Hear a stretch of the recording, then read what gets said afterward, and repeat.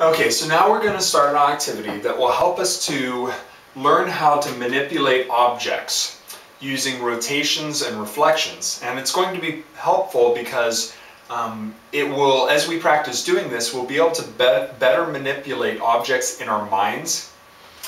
Right now we're going to be doing it using paper and these figures that I made, but as we practice you'll be able to better do it in your mind, which will help for several careers.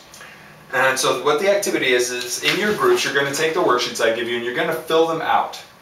And the way you're going to fill them out is that you're going to take the piece of paper and the figure I gave you, and notice that the figures line up exactly with the figures on the paper. And you're going to do the transition that is talked about on the worksheet. So like say for example, for the first one, trapezoid, it says vertical reflection. So you're going to do a vertical reflection, and then you're going to see if it looks the same after it's been reflected.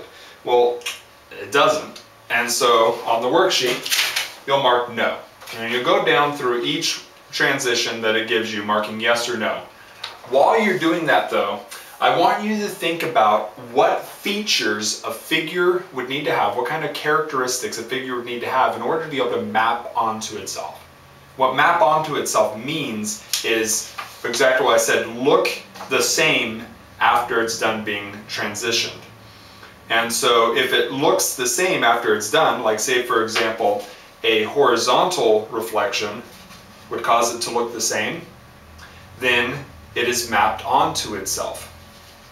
And so what I want you to think about is what characteristics or features it needs to have in order to map onto itself vertically.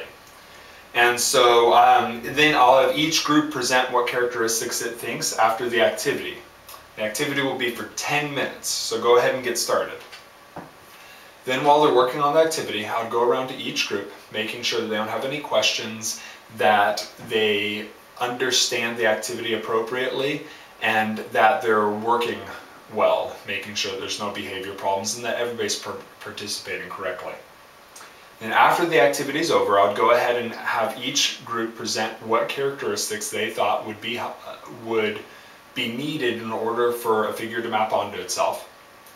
And then after that, I would ask the question, okay, so what careers do you think would be helpful to be able to know how to do this? In other words, be able to manipulate objects in your mind.